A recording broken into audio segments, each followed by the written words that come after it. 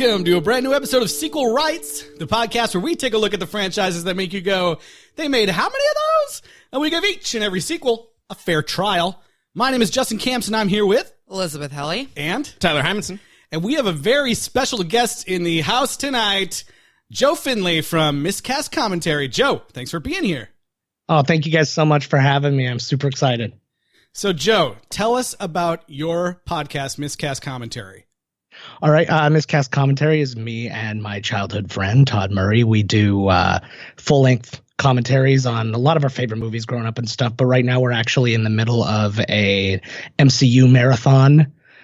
We crazy bastards. Did it from the new year up until the release date of Avengers Endgame. We're doing every single movie, and we've been releasing them at like a breakneck pace. And well, my co-host isn't here because I think he's on oxygen right now. Yeah, I was gonna say, how are you guys holding up mentally? He's just having Thor Dark World flashbacks. Go through that, but then also go through, we literally had a conversation about upgrading our equipment, and then all our current equipment failed on us during our Doctor Strange recording. No. That is like my worst nightmare. Oh, it was the absolute worst. So I literally had a little lavalier mic hanging between us to finish the recording. Oh my God. Wow. So you guys, like pros. You guys feel a little bit of our pain watching through series of movies all the time. You guys always doing different series, or is it? We do some every May the 4th. We do a new Star Wars movie. We've been doing the Lord of the Rings movies over the summer. We get challenged to some ones. Sometimes we had to do Double Dragon at somebody's challenge, and that one was a tough watch. Usually though, it's stuff that we actually really liked, even though they're maybe not necessarily good movies now. They were good when we were 13, sure. And way too full of testosterone and sitting in a room at like 2:30 in the morning going, no, go to sleep. Don't go to sleep. Never go to sleep. We still have more VHSs. Oh my God. So many VHSs. Yeah. Oh man. Well, that is great. I encourage everybody who's listening right now to go check them out. Miscast Commentary. They're awesome. Joe's awesome. His co-host is awesome. And thanks again for being here. But Justin, don't we have a trailer to watch? We do. But you have any other questions? I know we have to watch a trailer, but are you curious about I would like to know more. When it might happen? When are we going to listen to the trailer? How about T-minus now, sir?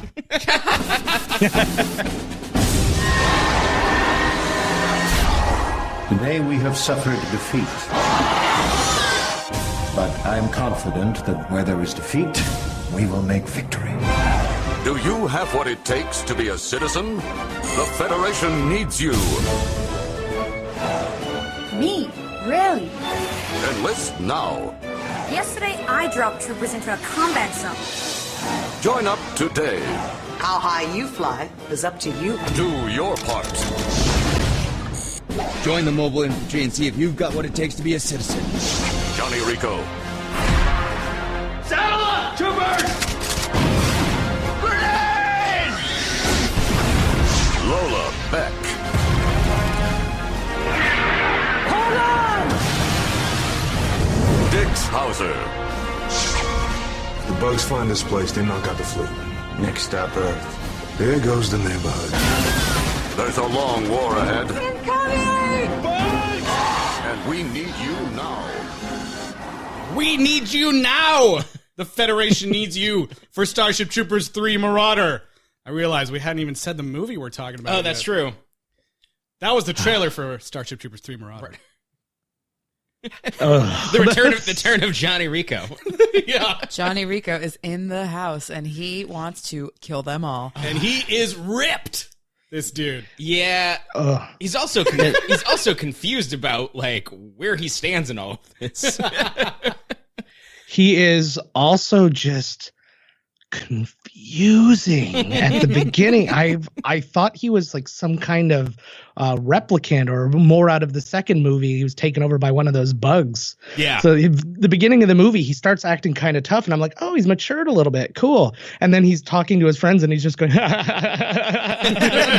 like a maniac. Must be that Buenos Aires charm. Yeah. I just don't think I don't know that Casper as an actor knew how humans laughed. He does look very like so Ken doll-ish. Like, I mean, which is perfect for this, I guess. But like, there's time when he's in like the Marine outfit, he's like, kill them all. It's a good day to die. And then like a scene later, he's like, no, let's not kill this farmer guy. Like he's it's very weird. He's a friend. Well, yeah, I mean, he's not an Archie. Which is apparently something they start calling the bugs in this movie. Yeah, so this is in the we'll get to kind of the pedigree of this movie right up front, where this is now the writer of the original one directing it. We got the visual effects supervisor directing the second one, and everybody gets to be the shooter. And if you thought that maybe some of the commentary, the first one, was maybe not so much commentary, this movie comes in to assure you that it probably wasn't. Well, yeah, so this movie, they went in I was watching some of the special features or whatever, like... As you do. As I do, because I've got there's nothing else to watch on TV, so I watched special features for Starship Troopers 3 Marauder. But apparently, they had, he had written this script... and Sony, who had wanted to make the third film, gave them the mandate that, like, after the second one, they wanted this one to be more like the first movie. Okay. And the second one was the way it was, mostly because of budget constraints. Yeah, I mean, this one definitely, there's not a budget listed on IMDb for 2. This one has a Tremors South Africa sequel budget. It even has the same lady from Cold Day in Hell. Yes, Tremors. it does. Yeah. Yep. Mm-hmm. I did manage to find it though. There is actually the budget on part 2 was $5 million, so this was double the budget of part 2. Okay, but still only 10% of the budget of the first one. Yeah. But now, like, Paul Verhoeven is back producing or being involved. Yeah, I don't know if he's actually listed as a producer, but he has a name special comes thanks up in the beginning. Yeah. Well, yeah, like on the front of the DVD, it says Paul Verhoeven presents. Right, yeah, so. and even in the opening credits. Yeah, that's probably just a favor. Yeah, maybe. Honestly. Paul Verhoeven begrudgingly allows Starship Troopers 3. I think I'll get a check, right? Yeah, whatever. Yeah, put my name on it. Yeah. So, Joe, I know you guys did Starship Troopers 1. Yeah, that's right. We did. So, had you seen any of these other ones, or where'd you come down on the first one? Seen maybe 10 minutes of the second one prior to agreeing to do this episode. I did watch the second one in preparation because I had the fun, naive thought of, well, what if there's something in the second one that will be an unanswered question in the third one if I go ahead and watch it? Oh my God, there wasn't. I'm not even entirely sure that part 2 was ever meant to be a Starship Troopers movie. I feel like it was just a Body Snatchers bottle episode kind of That's thing. exactly how we described Starship it. Troopers. Yeah. Yep. It was like a bad bottle episode of Enterprise. I think you totally called it. And it was just, and I'm sitting there, and I did have the conversation. I was messaging earlier with these guys, and my first thing was, I don't know if I should thank you for giving me 3 or not thank you for not giving me 2. I don't know. I feel like you lucked out on this one. I think so. I think that there's... I did.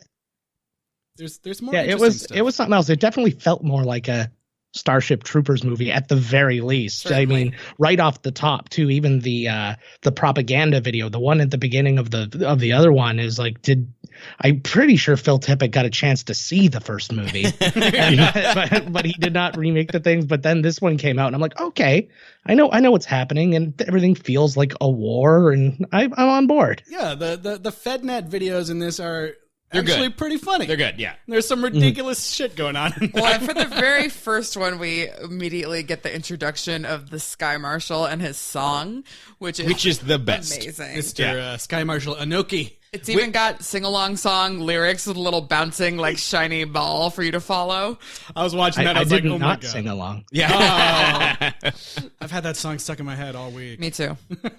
But I was watching that thinking like, oh my God, these guys are going to love this scene. It's so fucking funny. And you said in the special features that they name dropped John Ashcroft. Yeah. Doing that. They said that was the inspiration because there's been like political leaders throughout history who have like, for some reason, since there's this weird like, clash of celebrity and politics that they wanted to get up and sing in front of people or write songs. Well, and also the actual Nazis used a lot of songs to rile everybody up. Of course. But did Hitler get up and sing in front of everybody? He wishes he could have. Yeah. He painted all their posters. Yeah, he did a free paint. I love how the Sky Marshal even had like background dancers that were doing like military style drill dance. Like so funny. They're singing along. Yeah. Oh. It had a very Simpsons Yvonne Niage. Yvonne Niage. So funny. Favorite.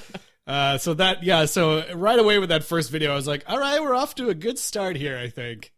And then we get right into some, it kind of does the same transition as the first movie where it's like the footage in FedNet kind of becomes the footage that we're seeing of the movie. Like the characters at this base on one of the outer planets. Something that's interesting about this movie is like we talked about the first one didn't have like a wink or a smile about. It was just like after in the 23rd century, it's just fascism and nobody's self-aware about it. And this movie introduces a weird thing, to me at least, where there's people who are aware that it's bad and are protesting against it. And I think it's probably to reflect more of the climate under W when this came out, if Ashcroft was a thing.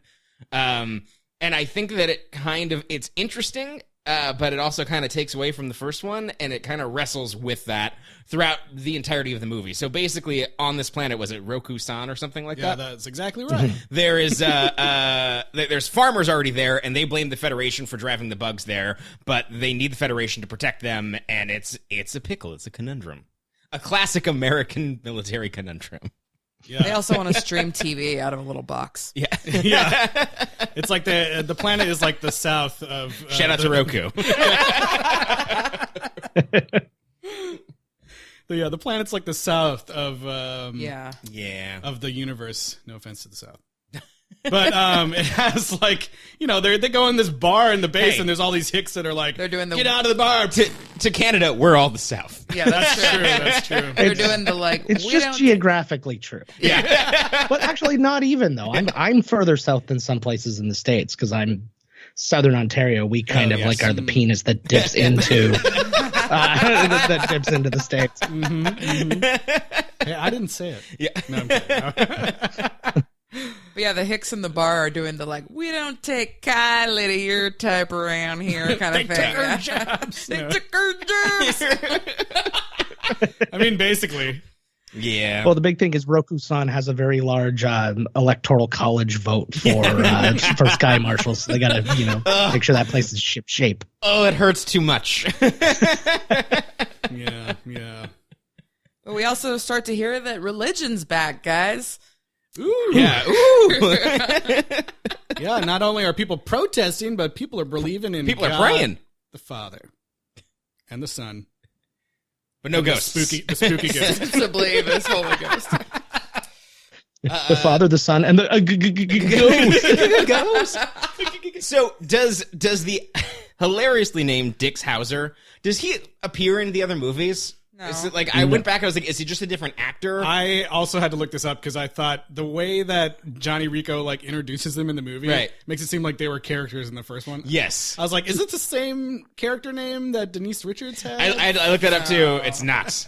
I had actually a very strong theory. I had a theory that when this was originally written, that was meant to be Neil Patrick Harris's role, and Lola Beck was meant to be Denise Richards' role, and they just went, no, not a chance. And they just rewrote because they're such friends and they all go back such a long way. Yeah. But there's no chance that could have happened if he's been at war since the first movie. Right.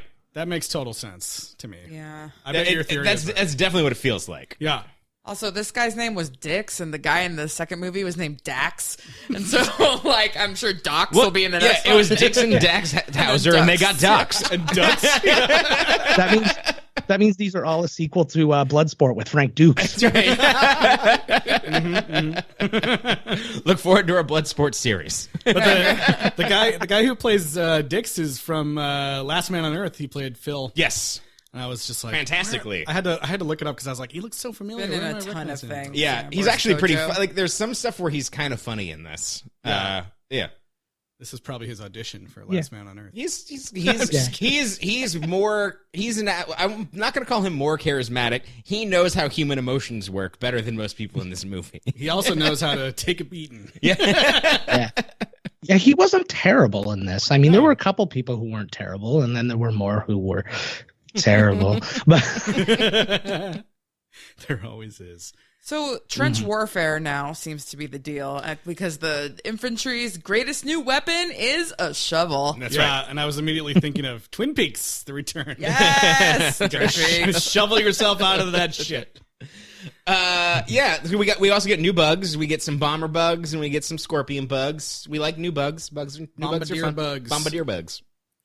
Yeah, that was like the bombardier bug was like the main new kind of like practical effect. Although they did not have the budget for the effect to actually work. It looks like a magician's smoke bomb. Well, apparently they all run like it's like this artillery shell, and it's like a. At one point, a guy jumps on it. He like Black Panthers it, except he doesn't wear the Black Panther suit, so he just explodes into tiny little pieces. Apparently, they did have one on set that did actually explode. Oh, so. Like on accident? No, like in a Darkman situation. Like there was one that was set up to explode on purpose. Yeah, the guy impaled by the shovel, that was not special effects. Yeah. They just happened to catch that. Very. Well, no, they caught that guy praying. Yeah, he ends up being the guy in the wheelchair protesting the war. Oh God. I love that scene. So like we see this dude get like impaled by a shovel against the wall, and this is like Johnny Rico's reintroduction scene. He comes up and like pulls the shovel out and then yells at this guy who's on the ground. He's like, "Hey, pick up that arm and figure out whose arm it is." No, he's like, pick up that arm and see if you can lend a hand. But he tells him to figure out whose arm it is. Like he's gonna go and around. I'm like, what's the purpose? Yeah. I don't know. It's the future. They can reattach it. That's true. Okay, I'll take that. Yeah, but I was just thinking it was just file it under J for Johnny's arm. Although I guess the other movies have not shown that they can reattach limbs. That's what I was We've gonna seen say. robotic things and legless fellas. Robot arms everywhere. Yeah. So I don't know. Yeah, this attack scene is like definitely you're like, okay, the feeling from the original movie is back. We're just going to have insane graphic deaths of people's heads getting blown up and shovel impaling. And it's interesting. There's actually like some pretty long shots of people that are just like freaking out in the heat of battle that just like can't handle it. We got to see someone get trampled, as I was talking about in a previous episode. But it's kind of like somebody steps on her helmet. She's like, ow. hey, cut it out. I'm down but here. Then later, like she gets bugged in the head or something. Yeah. The same person, yeah. She gets bugged in the Well, the bug completely smashes her face. This is another one of those scenes where I was watching this on a train, and there was some children going to school, and all of these body parts started exploding, and I was like, let me just tilt the screen a little bit closer to myself, so that I don't horrify these children for life. That was Train Talk by Tyler. Train Talk by Tyler. To potentially return later. Yeah, I had to scrub past it. I'm sorry. We get introduced in this opening scene to one of my favorite new characters, Link Mannion. That's right. Which is like his Johnny Rico's number 2. I just thought her portrayal was really funny. She was like super into like killing the bugs, and she's like, that's right. She's like watching this video of them like frying on the TV. I like my bugs fried. Yeah, I like my bugs fried for breakfast. And the guy across from her looks at her like, huh? And then it looks like it was like an outtake. He's about to laugh or something. Pretty funny. That was the best take that they had. Probably. But she has some funny stuff that happens to her in the beginning. They're talking about how Sky Marshal Inoki is coming to visit, and she's like super excited because he's like a celebrity in this world, and so like Johnny Rico grabs her and is like, "Hey, don't even think about asking for an autograph. If I catch you asking for an autograph from him, I'm gonna kill you or something. You're gonna get shot." Yeah, you're gonna get shot. And there was a point where she like turns around and like it flashes back to where she hears that. Yeah, exactly. And I'm like, is she just gonna get shot right now? I thought that scene was so funny because all these people, like the Sky Marshal's there, and all these people around her are like asking for autographs, and so she's like, "Fuck it, I'm gonna ask for an autograph." And then there's that like, hey, remember, I'm gonna kill you if you talk to him like that. And she still just flat out went, worth it. Yeah, exactly. I thought that was just like a weird scene. She just like seemed to be having fun in that role. Yeah. And then the fence goes down and the entire place is overrun. Pretty quick. The fence mysteriously goes down. Ooh. Yeah. How did that happen? But it led to my favorite effect of the whole movie, which was the arachnid running along with the guy's head impaled on it. Yes, yes. the best. No, I feel That like was Oh, go ahead. I was gonna say that was just my as just a cheesy horror movie fan. That was my moment. I was like, yes. I was like, I know some dude, some art department dude was just like, I got this guy's head if you need it. Like, This whole like battle scene was funny because it takes place in these like, you know, trench corridors, and so there's lots of like, you know, action happening like down the left or right hallway down the corridor, so you can't really see. So there's like all these times where there's just like body parts being thrown across the passageway, and then I was imagining the same thing, like some dude just on the other side just like chucking heads. It felt like it blew its practical effects budget in this scene, and that was kind of fine. There's some other stuff that comes up later that's great. Overall, I mean, we're not getting to ratings right now or anything like that, but I enjoyed this movie far more than 2. Oh Yeah. oh yeah, for sure. it was night and day. This is they should have deleted 2 and just done this one is number 2. So yeah, there's ends up being this, I guess, maybe central conflict of Dix tries to arrest Rico for not killing the Hicks in the bar or not arresting them, and so but then Rico knocks him out to go join the battle when the fence goes down. He's like, I should die on the field. Yeah, and so then after the battle's over or whatever, he is captured and apparently going to be tried and executed. Right. In one of those live hangings. Which this movie denies us watching a guy in a wheelchair get hung. Yeah. I was like, oh my God, they're going to show this? No, they didn't. They did show other live hangings, though. They did. Which They did. There's a fun joke in there is like, this is the most live hangings in one day since the 21st century. So messed up. So messed up. No, what were you going to say? I was just gonna say, yeah, they went to town on with the FedNet stuff this time around, and I was wondering why they kept dipping back, especially into the hangings, and I was like, oh, okay, it's actually gonna make sense later. So they really want to nail home that they hang a ton of people. Yeah, this one there's maybe like 6 FedNet propaganda things. There's a lot of them. They're like, they're like every time they need to do some crazy transition, it's in there. Talking about the G-bomb. There's a really, really long one about joining the fleet. Go fleet. That's right. Which I guess they never really talked about much before, but now they're really getting people for like what ostensibly is the Air Force. That this lady who wants to be the Sky Marshal but isn't, she's like in charge of it. But the Go Fleet commercial is so weird because it's all about like do you have good math? Do you have good math skills? Yes, this was hilarious. Do you have a second thing? Do you have a high head score?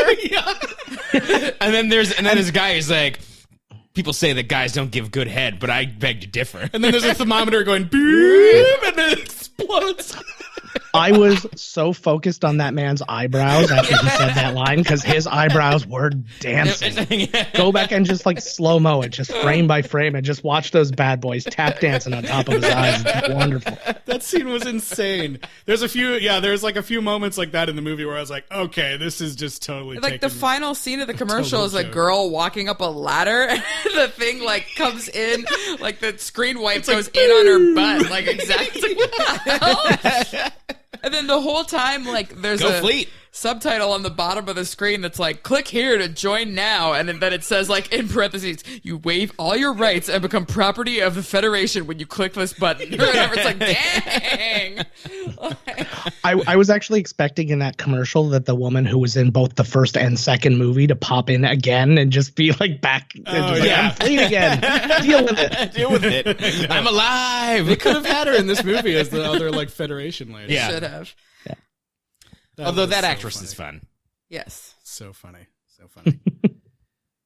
Oh man. So I guess I just have a quick question. Like, Joe, as a Canadian, do you find is it easier to laugh at these things, these propaganda things, and these kind of over militarized things? Not to say like I know that there's badass Canadian soldiers. Like I'm not saying that, but I'm just saying like, but you're also not. British Empire aside, you're not part of this giant military industrial complex like we are, in a way where this maybe hits a little bit too close to home for us. Oh yeah, no, it is definitely it's fun to see just from a level of, I mean, our military isn't so much a political talking point. Right. You know what I mean? Yes. So it's it's weird to see, because like people will even go, oh, like, does Canada even have a navy? I'm like, yeah, we got a boat, I think. Yeah. But it's one of those things that we just don't talk about it. Like, I couldn't tell you what our budget is, but I could tell you what your budget is. Yeah. I mean, you hear that stuff all the time. So to have that, I mean, that was, especially that Go Fleet one, that one wasn't even, like, all the other ones were kind of a little bit exposition. Mm-hmm. That one was just a commercial in the middle of the thing for something that doesn't exist, except now I guess you guys got Space Force coming, so I guess technically. Oh, Jesus. But yeah, I mean, from that point of view, it's all, fun and good satire. And then I think some people could just watch it. And Ed Neumeier himself has said he does write these specifically with the sign of the times. That's why the religion of it all and the and like the Ashcroft thing, like you said, of it all shows up in this movie. But it's I don't know. It was just something. It was something to see this one specifically, because they dipped into so many different messages. Mm-hmm. And I was like, and when you get into the religion one, and it's kind of like, what point are you trying to make? You don't like even get what point they're trying to make till the end. And you're like, oh, I see. The whole thing makes sense now. Yeah. But yeah, that one really kind of like stuck out at me, that Go Fleet. Because I'm like, what exactly are you doing? It feels like I don't know if you ever got to see this, but there was this one. There was a Marines commercial where like a dude fought like a demon with a sword. Yeah. And it's like that got so many nerds killed to just they join the military. Yeah, and but that is that exact thing. Just like that Devil May Cry trailer where the guy's like cutting the lawn and then becomes a demon. Yeah. People died from that. That's right. Everybody put down your 16-sided die. We have to defend our country. We have to defend the country. And if that doesn't work for you, here's a 3 Doors Down song. Well, the country is divided, and it's either Dungeons and Dragons or 3 Doors Down. Pick your side. Who will you choose? Do you want to know more? So, in the meantime, we find out that Dix finds out his girlfriend, what's her face, Lola Beck is alive with the Sky Marshal, and they are abandoned on some planet, sending out a distress signal, but they're purposely ignoring it and letting them basically die. Mysterious reasons. Yeah. So he decides he needs to start like a side mission to go get her. And even though he just tried to kill his former friend, he decides, well, you know what? I'm going to save him and make him do this secret mission, but not before completely dropping him on with a hangman's noose, making him think he was gonna die. Yeah. With 2 dead bodies next to him. And I was just like, there's no way that Rico did not shit his pants or pee himself in that moment. Totally. So he's literally standing there in a pile of his own feces in the jumpsuit. And the guy's like, hey, man, I need you to come do this other mission for me. And he's like, all right. And like, what the fuck? This is the part of the movie where there's a horse race for which one's going to be the A story and which one's going to be the B story. And then the horses stop and then just graze for a little bit. Yeah, that's true. It's like when just regular people go horseback riding. It's like, mine just turned to the left and started shitting. What's yours doing? But it really says something. It makes me want a prequel movie about their friendship, that it's totally okay that happened, because Hauser is just, hey guys, isn't it awesome that I did this? He's like, yeah, everybody thinks you're dead. What a funny thing I did. Let's high five. And he's like, and not enough questioning. Yeah. He just goes right along with it. It's just a bunch of them like in college just playing Russian roulette, being like, bah! Yeah. Like 2 people dead around the table with them. He's like, I'm so good at this game. Bullet Bros for life. Let's go get some beer. All right. Yeah, by the way, I'm going to take you to this top secret base that no one knows but you now, and also... But it's a giant security risk, but it's confusing about who knows about this or not. Yeah. First person you should bring to the security place, a war criminal. Yeah, totally. Everybody will be fine with that. They don't care. Nobody knows where it is. That's the carryover from 2 is that war criminals are good. Yeah. Well, and then we find out in the secret lab that the brain bug from the original movie is still alive. Yeah. Which is and has crazy. not aged well. No. They purposely made it look like it was rotting and stuff, is what they said. Oh, good. The effects guys. Which is gross. Yeah, he had like glaucoma and Yeah. And he's angry, which is why he attacks people this time. He does make people's heads explode, which is fun. That was fun. Yeah, that was crazy. And like, I guess this is jumping ahead, but they reveals that Inoki has been like corresponding with this brain bug, and they've been writing each other letters. It's showing so weird. Showing security footage of him like leaning up against the brain bug and like basically having sex he was with like, it. This is what Trump does with Hannity every night. It reminded me of anything the you scene. want, Sean.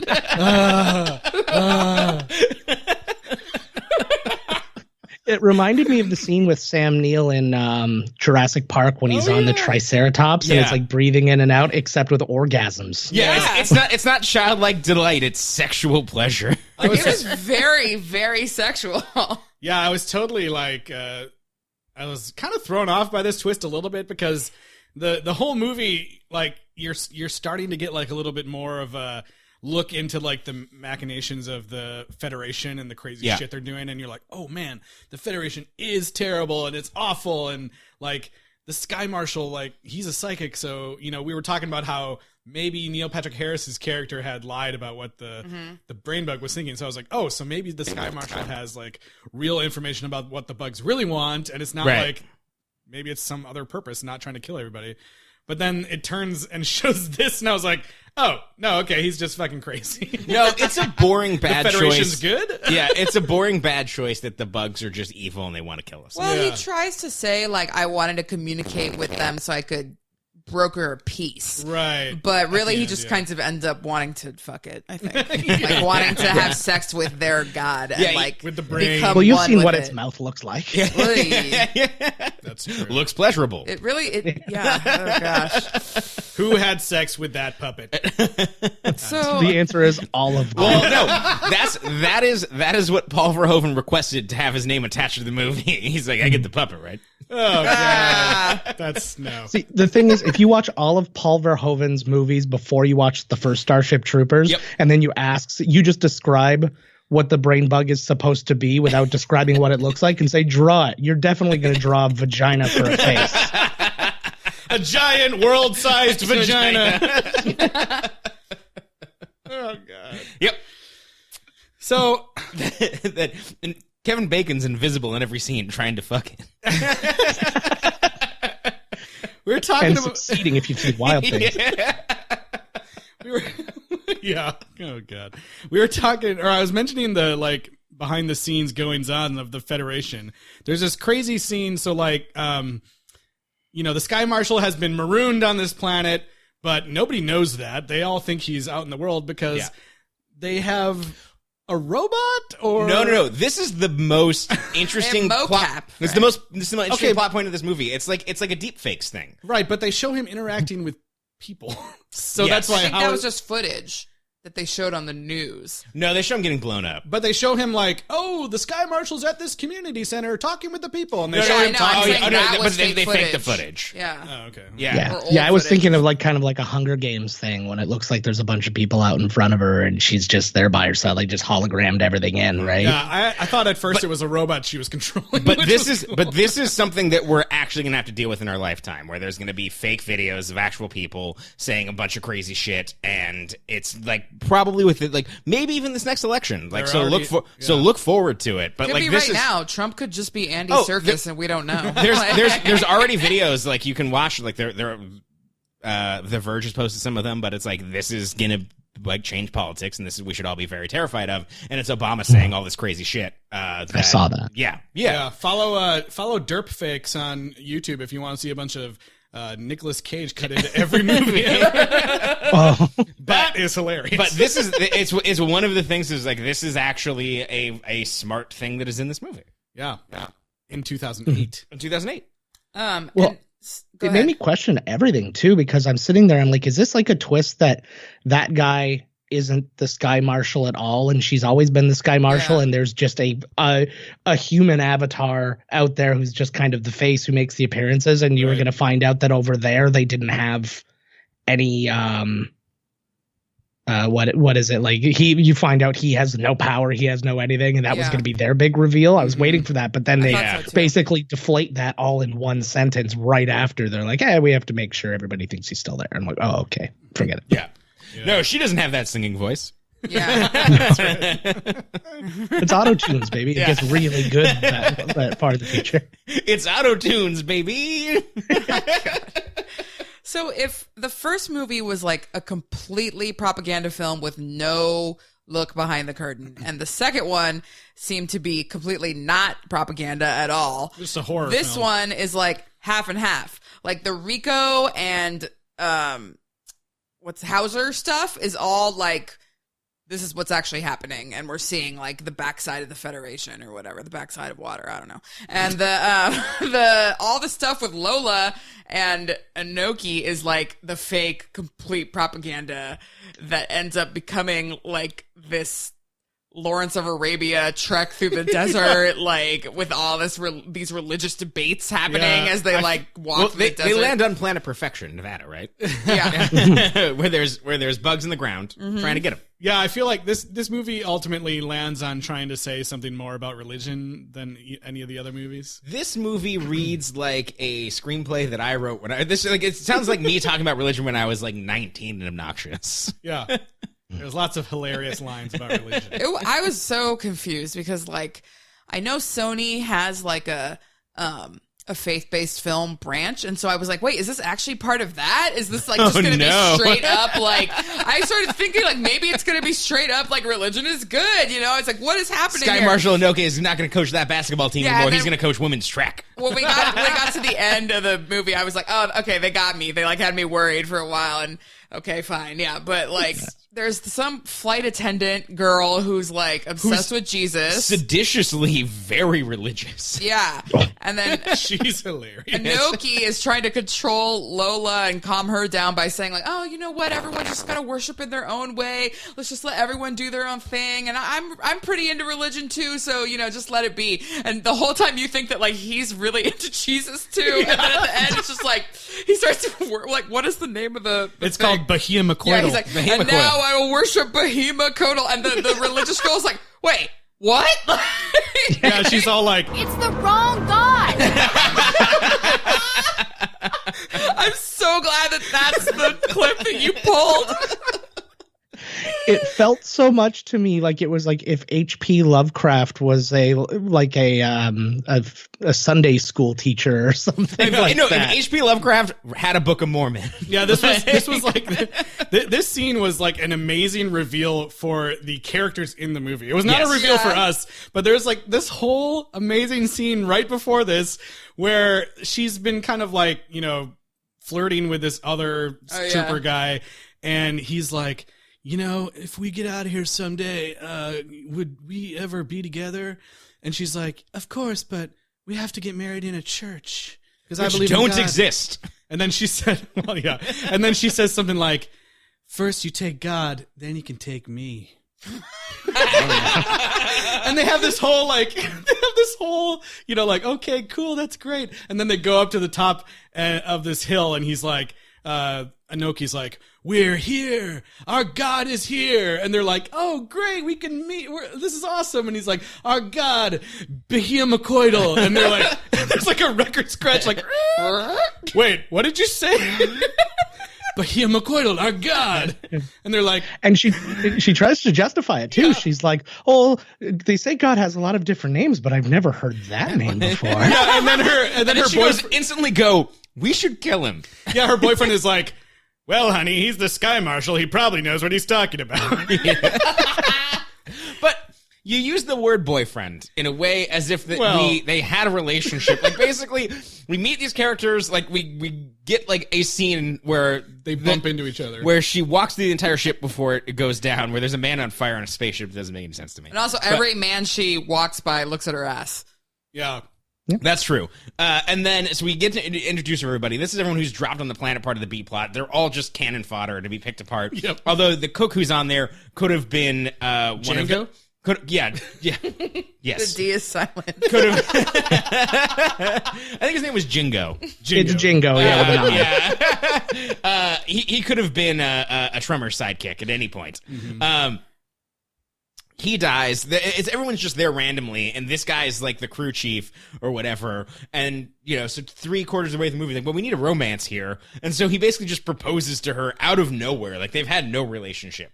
Well, they've been like flirting a little bit throughout. They've been on this planet for like 12 hours. Yeah, and like as they go on this journey, everyone who's like not religious and is like, oh god, I don't know about that. Like they all get picked off, and there's no one left at the end except these 2 religious people and Lola and the Sky Marshal. And so when the Sky Marshal like says, oh blah blah blah, like when it's revealed, Lola's kind of like, well, what are you so mad about? I thought you liked how religious he was or whatever. And that's when she says like the killer line, and she's just like throwing a tantrum, and it was so funny. It's the wrong god. That was such a great line. Love it. And then I love that she's like, maybe we should kill him. And then Lola turns back and says, why? Because he believes in a god just like you. Yeah. And then I was like, oh, fair point. She reminded me of like Mandy Moore's character in like Saved and Princess Diaries, like just that blonde, like super religious, angry. Yeah, that was great.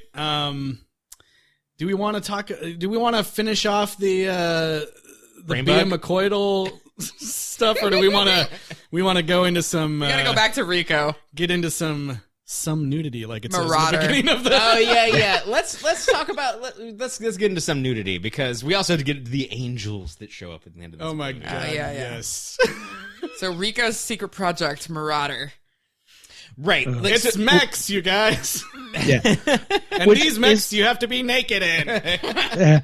Which it's from the novel too. There was the suits they wore, but it was just basically a power suit that like you would be able to see their face and all that, and it would be like an exoskeleton or whatever.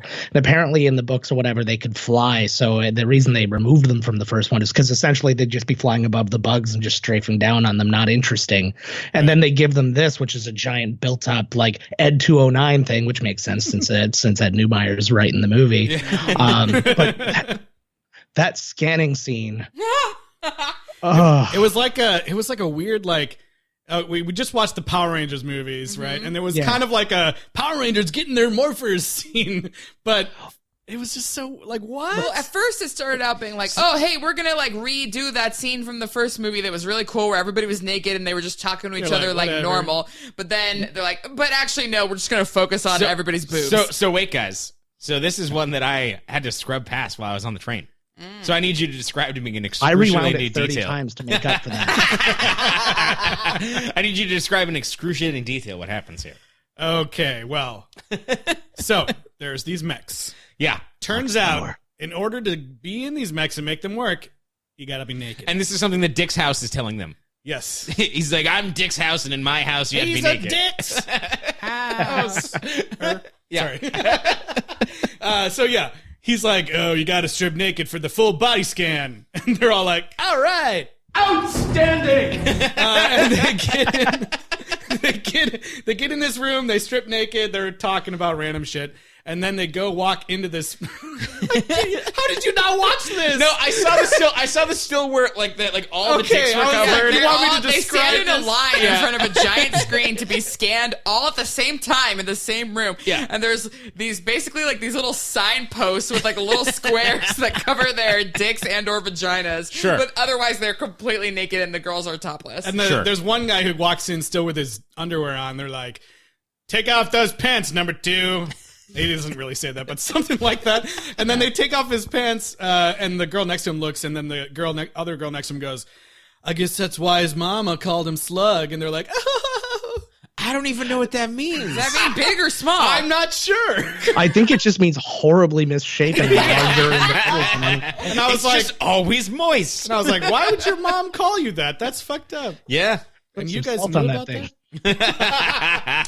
So after they get body scanned, there's like a hero shot of all 6 of them with like Rico in the front and all of them like flanking him, but they're all still topless. It looks like what would be on the back of like an action figure box that lists their stats and everything. But they're naked. I was going to say it looked like a Fox Sports thing where Exactly. I was waiting for like Johnny Rico to be like Johnny Rico Duke. And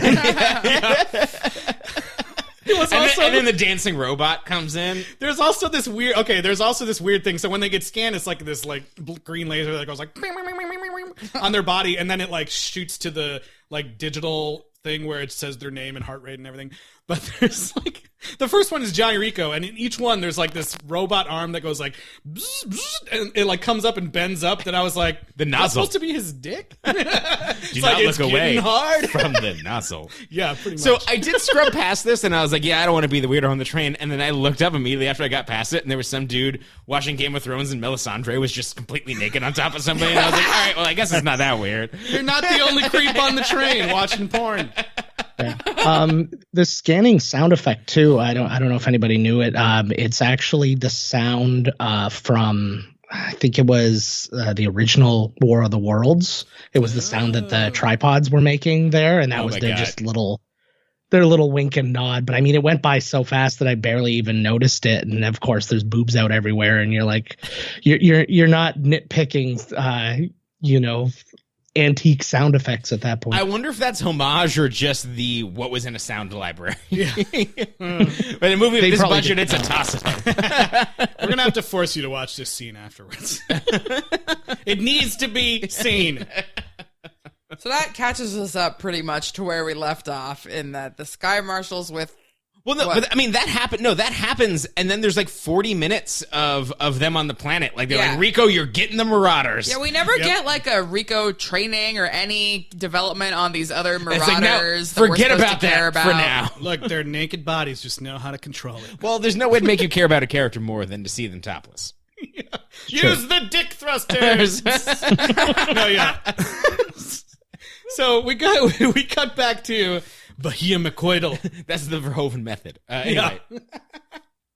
And turns out it's this big fucking giant bug, like we were talking. Yeah. This basically planet-sized bug. And as in every movie where some religious zealot thinks that they can, appeal to the god of another planet, he immediately gets killed by this god. Yeah. It was kind of cool. They had like... So it was this huge thing, like the bug has this basically like a trench that they're standing in. It's like a cradle. Yeah, and there's all these arms, and then some of the arms are holding their dead crew members from before. Cool. And they were talking through the dead crew members. Like Independence Day. Oh, yeah. Exactly. Okay, never mind. It's not cool. Yeah. Lame. I just forgot about it. Had a bit of a tone of Event Horizon in it, too. I know like that kind of scene didn't happen, but it was just, I was looking at that and like looking at their faces, it very much reminded me of that. It seems like Sam Neill should have been in this movie. Their goal was to make this thing super... As the Sky Marshal. Yeah. If Sam Neill sang that Sky Marshal song, I would have died.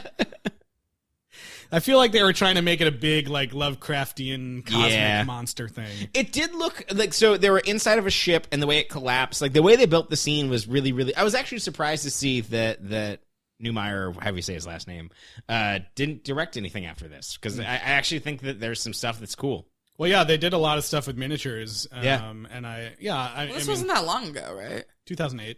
Decade. Oh, it was a so while it's ago. pretty, all right. Yeah. Pretty long ago. JK. So she probably did it in like 2005. Yeah. Before he dies, though, he has this hilarious like dialogue with the Bahia McCoydle dude. Yeah. And the whole time, like, Lola and Holly are there, like, interrupting him all the time. Mm-hmm. And he says something like, before we do anything, can you get rid of these goddamn women? They're fucking everything up for me. That was one of my few, like, out loud laughs. Yeah. They're fucking everything up. Which I thought was really funny. I really liked Stephen Hogan as this character. He was very funny. And like, that was one of those things where it's like, okay, this movie knows exactly what it's doing. Yeah. So the two women end up getting down on their knees and just like reciting the Lord's Prayer the entire time instead of like trying to run away or defend themselves. And eventually they see like these angels coming to save them. It's just Rico and those other people. Remember from 40 minutes earlier in the movie? Yeah, but you're underselling it. She says something about how, like, angels will come down from the sky raining fire to save our lives. And, like, as she's saying this, like, it's looking up at her face, and then there's, like, the sky behind her, and then all of a sudden you see these, like, lights coming around her head. And it forms what? Oh, yeah. What does it form? A halo. Beautiful halo. That's right. But it is a that shot halo. Made me want to find Jesus just so I could renounce him. Oh, and that's the funniest line that's ever been said on this podcast. Oh that was great. I was just looking at I stood up and I'm like, no, come on. So like the Marauders come down and start just fucking shit up. I do feel like that there's a point where they're all marching out and they're getting swarmed, and Rico's like, hold, and it's like the movie needs to be at least like over a 90 minutes. Like, hold, not yet, because they hold for no reason. But I love that, like, there's this kind of like, it's not even a very good action scene, but I love that the action scene is like spliced between like, in the background, it'll show Lola and Holly like praying the whole time while this is going on. Saying the Lord's Prayer over and over. It's so like, why don't over you the like top. come up with an actual prayer? The CG that is in this movie, like the actual CG shots for this, could have been rendered on my machine at my apartment right now. Yeah, it looks like just animation. All the bugs look bad. Yeah. The rendering is just not. The animation's bad. Well, the warrior bugs. The models that they had, the textures, they're using the same models and textures that they used from the first movie, I think. Also from I totally agree. It's just that they didn't have the technology or the time frame probably to do any of that correctly. But what they do in physical, actual Physical props effects are great. and everything Yeah. looks really good. Yeah, the puppets and stuff. Like There's a great crossfade shot of them on their knees praying with the barrels of the guns firing. Yeah. That's like it is Triumph of the Willy. And it's so ridiculous. Then the most ridiculous, not most ridiculous, but very ridiculous. Rico finally gets to Lola.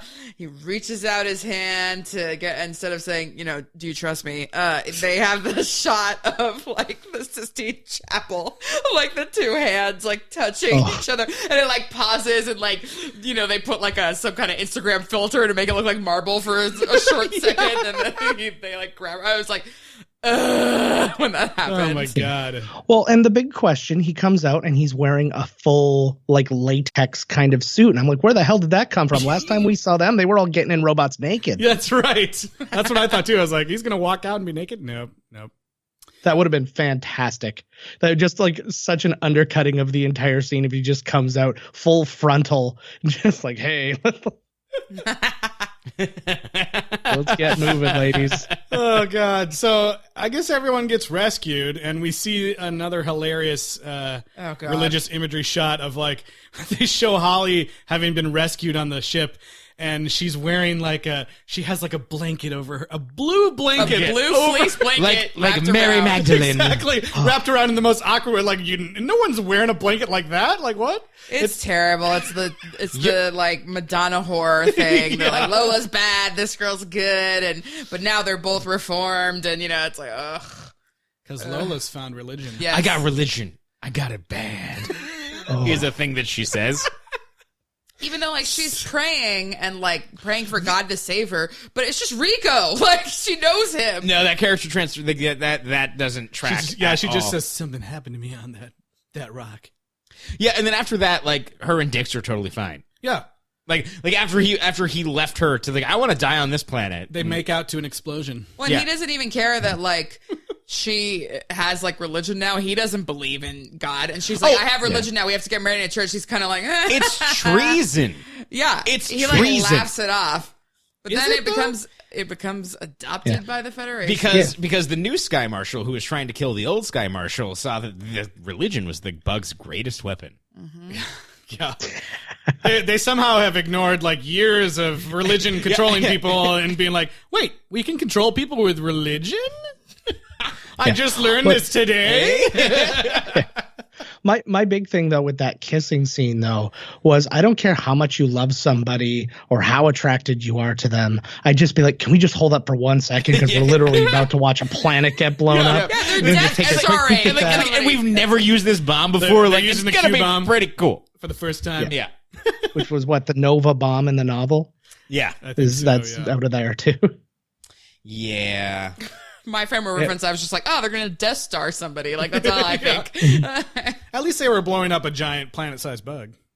Yeah, well, to me, it was a Watchmen reference, but it was the same year. Good. Hooray. So many references to bombs in literature. Well, we find out, also in the final thing, we find out the Sky Marshal is now also like the Pope, pretty much, and that they've adopted Christianity. And she says, religion is acceptable, but peace is not.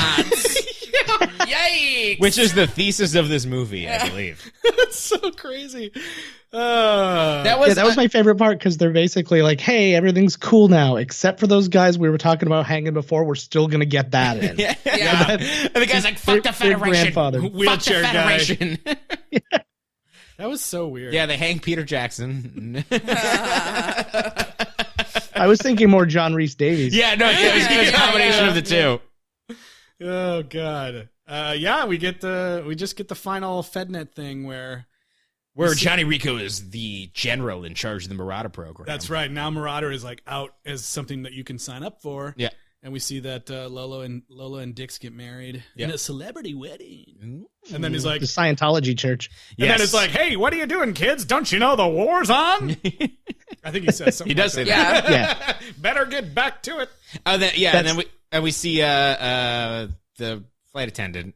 She's like the grand chaplain, and so she's in like a Nazi uniform that has like there's Christianity like a black draped cross up. Yeah, it's that's probably the best costume in these movies. Yeah, actually. And the costumes in this movie are way more Nazi. Oh yeah, way more. Like everybody looks like a Nazi in this. Well, movie. they learned, from the first film that if it's not super obvious that you're being a satire, people are going to be like, "What's this Nazi film about?" Which again, watching on the train, I was like, I don't like. People might think that I'm like, yeah, like let me watch this like crazy like alt-right thing.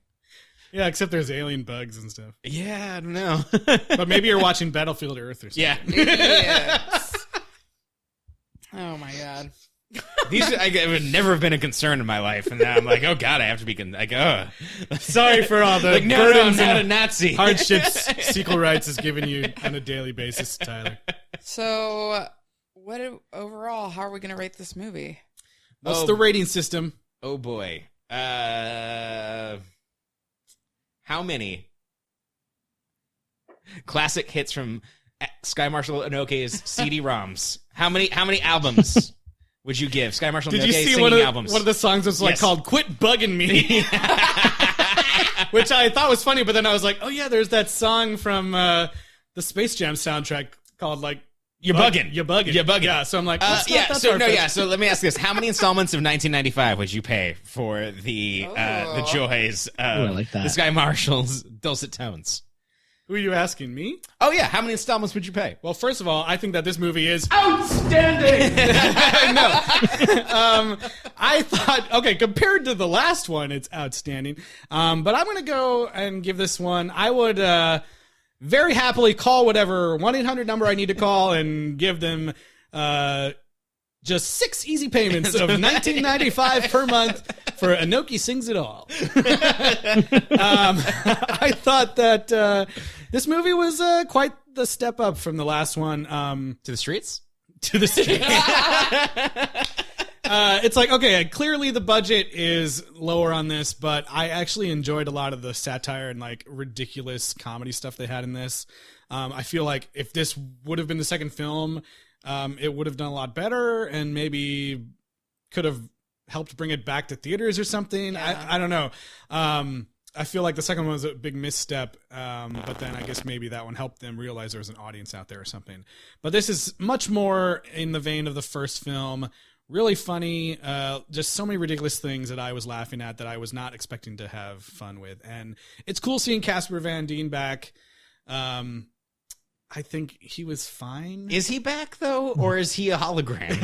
Is he just the new Sky Marshal pretending to be him? It's hard to really know if he's just being a bad actor or if he's doing it on purpose. No, it's not. Just watch his other work. He's a bad actor. Seen him. I haven't seen him in really anything other than Starship neither, Troopers, so I don't know. I work at a TV station and we play some real straight to video stuff from him, and it is one's called like Tornado Storm or something, like it's something god awful like that. And yeah, no, he's every bit as good in that as he is in these. That makes sense. That makes sense. But he is somebody that somebody somewhere made a wish and their Ken doll came to life, and he's doing very good for himself as a voodoo cursed doll.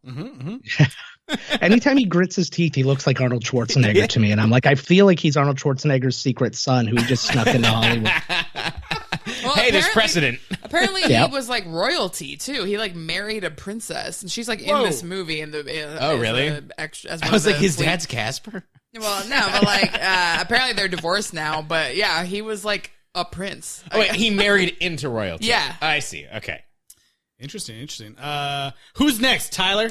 I would give this 5 beleaguered payments of 1995. I think that it is... You're not going to prepay or anything? I'm not going to prepay. I'm going to use my parents' credit card. And I think that it's definitely more fun than the second one. I think that it does things that make me almost enjoy the first one less. But I think that the spirit of it is something that I enjoy. I think that there's a big dumb satire about it. I don't think that the overall message of like religion controls people, like I think it's pretty broad. Like I don't think there's actually anything being said there that's terribly interesting to me. But I just do appreciate that for somebody in probably the target audience for this movie that actually does bring something to it. That just sounded really talky downy. Yeah. I want to backpedal. What's wrong with you? I want to backpedal on that so hardcore, but I'm not going to. I already said it. So I also will give it. I agree with Justin. I'll give it 6 easy payments of $19.99. Call now. Yeah, because this movie had like 2 things that make me instantly like movies, which is mocking religion and a catchy song.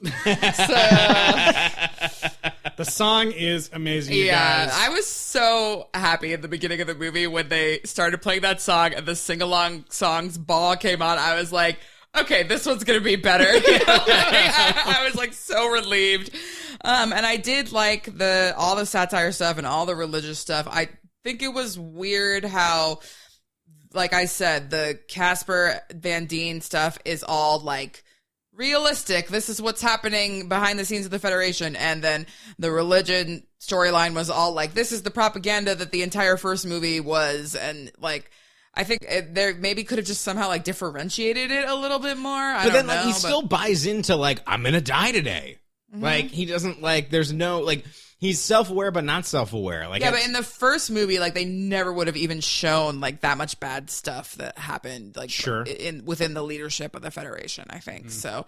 So I think the message, like you said, still gets like a little bit jumbled here, and it's very broad. But I still appreciate, making fun of religion and songs. Of course, Joe. What about you? You got a rating for us? All right. Well, first off, I just did the quick math and realized that you guys are willing to pay $129.70 for this movie. But those songs were fire. It's more like how much we're willing to pay for it to exist in the world, not for us personally to sit down and watch it. Yeah, we're willing to pay the entire budget of Starship Troopers 2 for this. Yeah, exactly. Yeah. What is that? Yeah, what is that in Canadian dollars? Because I'm not buying. But first impression, I gave it a much higher score because I had just watched the second one, and then I realized, okay, no, I have to take this on its own merits. So I wiped the slate clean. I would have given it probably like a 7.5 or something like that. I knock it down to 6 easy payments of $19.95. There we go. It does add like everybody's already said, it continues the story in a way that is serviceable to a franchise as well as acceptable. I actually was on some forums and stuff, and this is actually well liked amongst the fans of Starship Troopers. It kind of split the critical, critical acclaim, but among actual fans, it was pretty well liked. So, looking at that, and then just accepting that the bad acting is the bad acting, because I really liked the first movie, and if I was fine with the bad acting then, I have to be fine with the bad acting now. Sure. So yeah, it's around 6 for me. Cool. Ooh, Yeah. my cat agrees.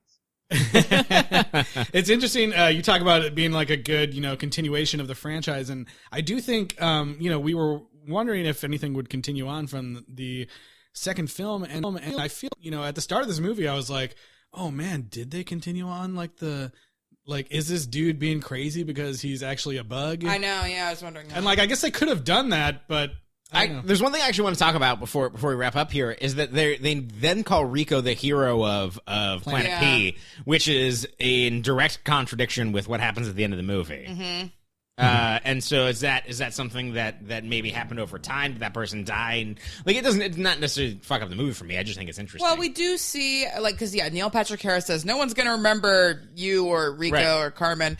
They're just going to remember this one guy. But then even right after that happens, you see the propaganda video where they show Rico and Carmen and Ace, in the video being named people in the propaganda. So even if that other guy did get his due for capturing the brain bug, Rico was known to people. So yeah. He did kill that giant explodey bug or whatever. Mm-hmm. Right. People would have known about it probably. Yeah. But so there's more movies, you guys. The next one up, Starship Troopers Invasion, which I've definitely not seen.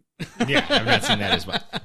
I'm hoping that they continue on with this. Now the Federation has adopted religion, and I hope that kind of, their continued grip on the worlds is explored a bit more in this next one. I don't know who's invading here. I don't know if it's the Federation invading someone or the bugs invading the Federation. I don't know. My hope is that I know that this has gotten into the final movies get into animation, that this then becomes a crossover with Netflix's Castlevanian religion. That's what I want to see.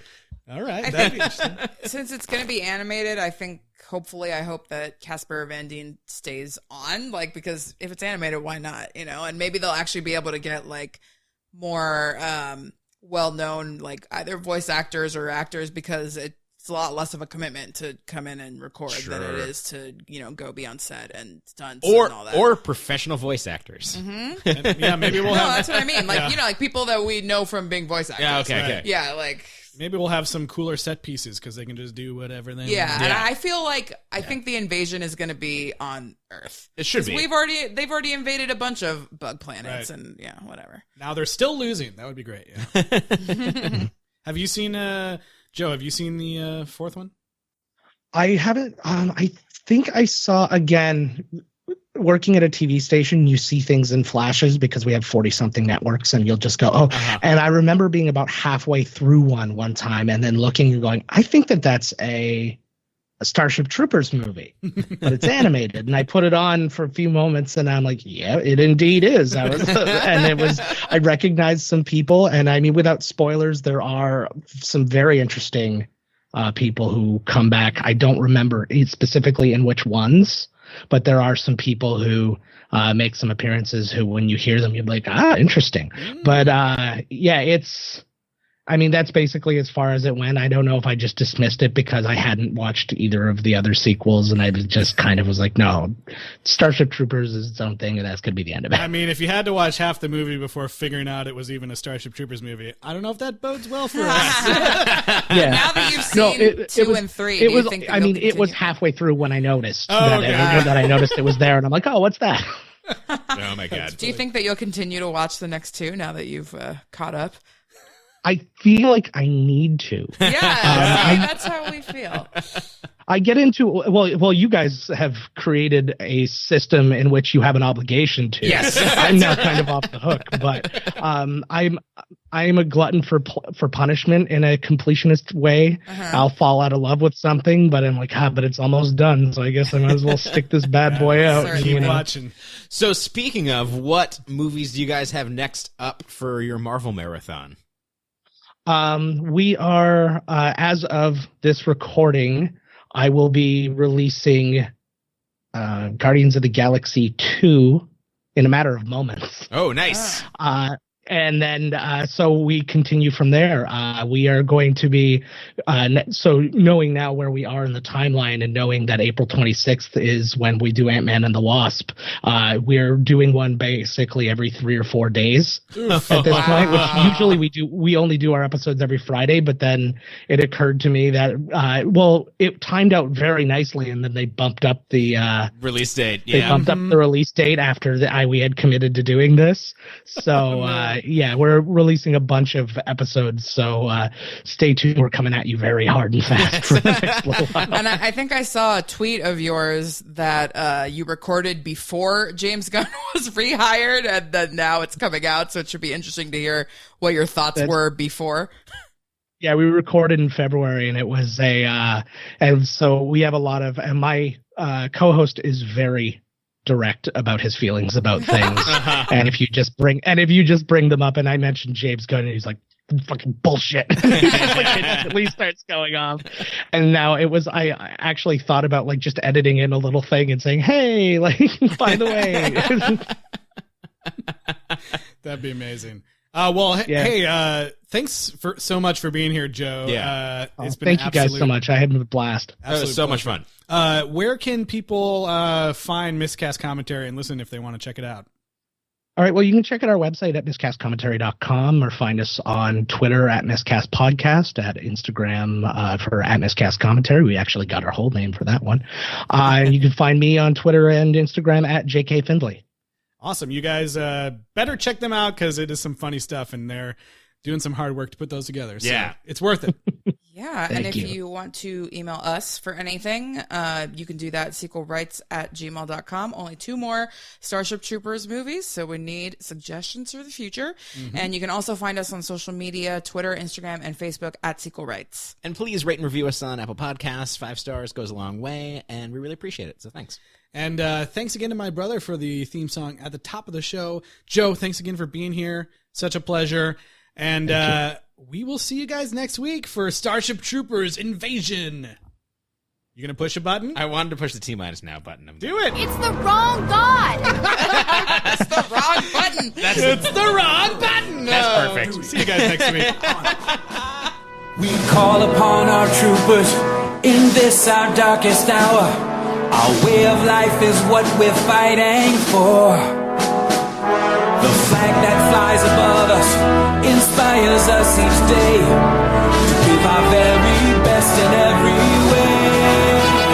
It's a good day to die when you know the reasons why. The citizens, we fight for what is right.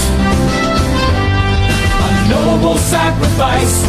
When duty calls, you pay the price. For the Federation, I will give my life.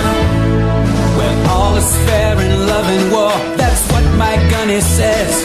You're not alive unless you're almost dying. These are the words I march by. Duty, courage, honor.